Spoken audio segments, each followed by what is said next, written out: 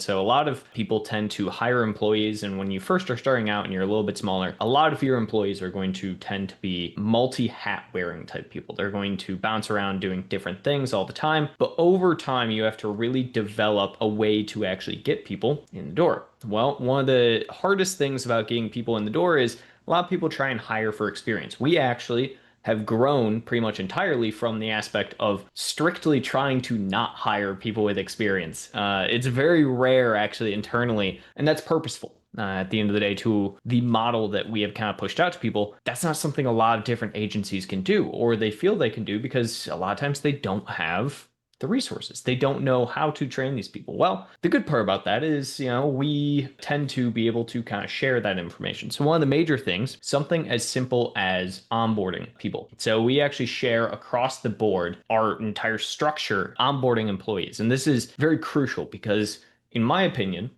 9 times out of 10, the time in which you are most likely to lose a new hire is during onboarding. If you do not have a fluid structure for your onboarding, you don't have a checklist in place of what they should do, what they need to understand and learn within the business, they're going to flake out very, very quickly. And that's because people get overwhelmed very, very quickly if they don't have some kind of new structure in place. And so one of the big things is we have this, and we actually have built out a very, very rigid structure for our HR processes around new employees, both experienced, but more so, again, the aspect that we're hiring people without experience who don't know what they don't know.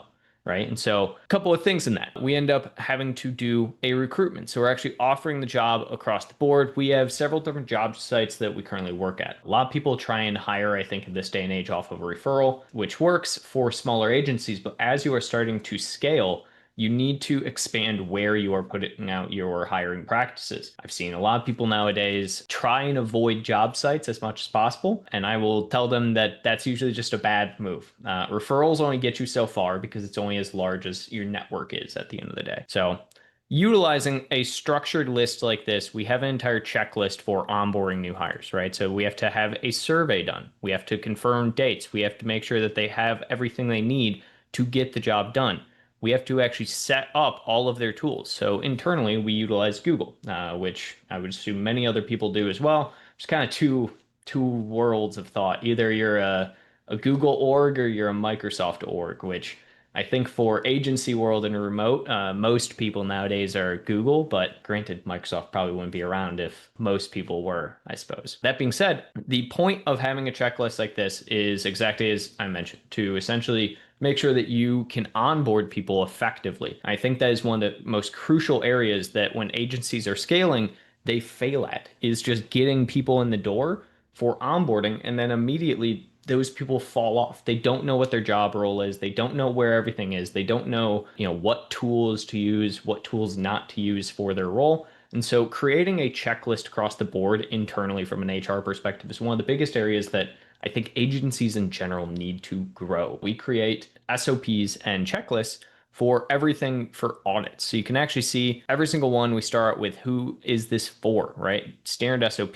The point of doing these audits regularly is that we get complete control over our brand accounts. And this is one of the areas that I think very frequently, it's the reason you end up churning clients. If you don't frequently catch an issue before your client, and that's a big thing, being proactive comparatively to brands don't come to agencies at the end of the day to essentially telling the agency what to do. I think is the big thing. Brands come to agencies because agencies are supposed to make their lives easier, not harder. One of the big aspects of that is an agency being proactive. 9 times out of 10, if a client leaves us, is usually due to something along the lines of just a miss on proactivity or something that could have been done proactively that just wasn't. And so that's where we kind of took that and we're like, okay, quack everything. Everything needs to have regular audits, even client accounts. Everything needs to have a checklist. And so we actually have this entire audit here that we go through regularly for just the basics. Every single area that we know is going to be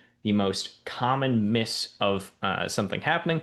We also have a secondary one specifically for PPC. The point of this is similar to the actual account audit. You want to be able to audit everything that is going on within a business at any point in time, both from a client's business, so the actual client side on the operations, but also on the side of understanding what your business is doing. So for myself personally, one of the big things that I actually do So I have an entire cadence sheet that I follow every single day. The point of this cadence sheet is to show and have me go through and say, is this KPI being met? Is this email sent out the way that it's supposed to? And that is one of the biggest misses that we're going to have all the time for an agency. And agencies will constantly falter and fail if they don't audit things correctly. How do we then make sure the team is set up not just for success internally, but that they're able to deliver great results for clients? I think the big aspect comes down to training for that, right? So we hire the right people, they have everything they need. How do you make sure that that person is still doing everything at the end of the day? How do you know that they have, the knowledge to make sense? And that's one of the big aspects where essentially we plan for that. So one of the things that we actually have developed internally, and we've actually kind of shared this externally quite a few times as well. So we call it the brand strategist playbook. This is essentially a playbook that goes over every type of strategy, goes over every single little aspect on Amazon that you can imagine, from advertising, pricing, profit promos, merchandising, every type of strategy you can imagine, we add in here. And it's not just every strategy you can imagine. A big thing in here as well is the ability for when you should be doing these strategies, right? And each one of these strategies, we have a task in place on every single one of our client boards that goes over and says, when is the last time you have done this? And you can actually see as well here, we have each one of these sections for our creative, for our pricing. What do each one of these do? What do each of these strategies? And each one of these contains all of the different strategies with resources for each one of our brand managers or even director to come in and very quickly say, this is something that we're not currently doing on an account. Every account on Amazon is unique in its own way, but the strategies to be able to grow accounts on platforms are all the same at the end of the day.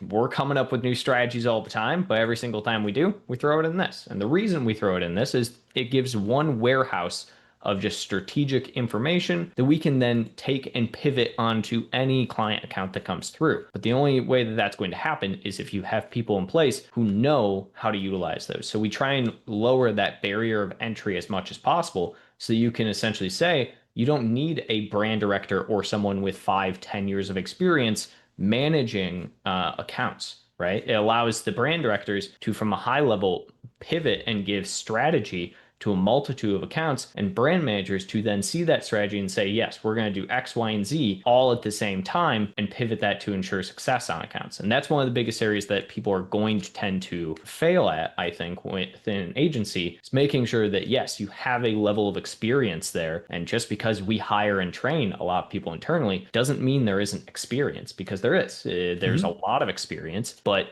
not every single person within that org needs experience. You essentially, again, to multiply, you need people who can teach and people who can learn at the end of the day. Yeah, it's a good point, because like Steven isn't reviewing every account like, hey, what are we doing with this person? It's, we have the strategy playbook, which people just know, like, okay, these are the ones that are going to have the highest impact. These are going to be less of an impact, but still, medium impact. So focus on the highest impact activities where they need help the most, whether it's PPC, SEO, catalog, whatever. And then to the client, they see, oh, okay, they're doing all these things for me. Again, this is what we did. This is what we'll do. So it's constantly, the client always has something to look forward to. Yeah, I think a really big part within that of essentially looking at when to pivot those strategies and how to really track all that also comes down to project management, right? So every single one of the teams that we have set up has a project manager on it, and their entire goal is to make sure that everything is going as smoothly as possible on the accounts that they are managing under their brand manager. So there's a structure to essentially how you can build out your agency, right? There are kind of two ways that agencies tend to grow. One way is that they house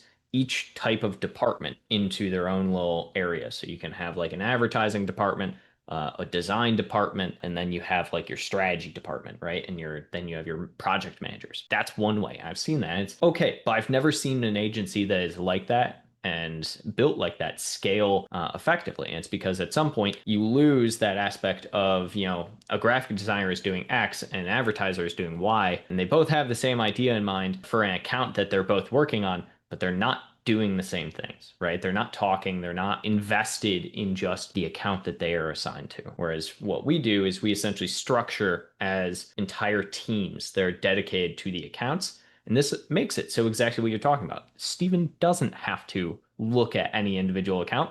I don't have to look at any individual account, right? Because we have so many layers in place of people who are already auditing the account. If it gets to a point where Steven, myself, Francisco, our VP of operations, can any of us notice a problem on an account, that is more of a fault not within our actual structure and strategy for the teams. That's a fault from an agency level, right? And that is a fault from the actual setup because there wasn't a QA moment, there wasn't audit in place for it, and there wasn't a checklist. Quack. And so that's one of the big things that a lot of agencies fail at is that you have these people who constantly need to check and solve all these problems.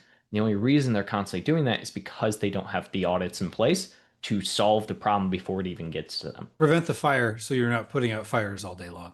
There you go. How often or what is your process to communicate to clients with work completed and what's ahead to avoid clients from wondering what's being done? Yeah, absolutely. This is a great question. One of the major things I think, again, when we're kind of talking about the proactivity, the Mhm. biggest aspect of proactivity is communication, in my opinion. We set internal KPIs for essentially a no more than 48 hours without some form of proactive communication to a client. The purpose behind that is that you don't always have to have something immediately strategic. You don't always have to have anything, super impactful going on to be able Mhm. to talk to a client and tell a client what's going on. Again, there's nothing worse in a client's mind than them having to be the ones to tell you something. And so Mm. we always have at the very latest KPI, 48 hours communication. We try and get that down. Right now, I think our average time is about 1.16 days in between communications. And that's across all 400 clients. We have some clients we're talking to every couple hours during the day. We have other clients we're talking to, like I said, every day and a half or so. And so that's a big thing that we have internally and that we track. And you're probably wondering, okay, so how do you actually keep track of that? Well, we're a very kind of, no code, low code environment here. And so one of the big things that we do essentially, we have a CRM. And so we just track within our CRM when is the last time communication happened between a client, and we ensure that all of that is done. And that's one of the things that, for instance, brand directors being a little bit higher have to track for their brand managers. And same thing for Francisco, our VP. He sits down and he looks at that at least once a week because that's part of his checklist once a week is essentially making sure that communication to clients is happening. If it's not, it has to solve what is the reason we're not communicating proactively. Yeah, because you don't want a client who's been not communicated with for weeks and is like, what's going on here? What am I paying you guys to do? Nothing worse than a client being upset and a client churning from an organization because they feel like work isn't being done when it is being done. Right, exactly. Because if they don't know, they're just going to wonder. And usually when people wonder, they wonder and they include the worst case scenarios. They always think it's going to be the worst, never the best. Yes, Nobody's ever going to assume that the best case scenario of your work being done. exactly, exactly. So don't let them wonder. That's a very good point.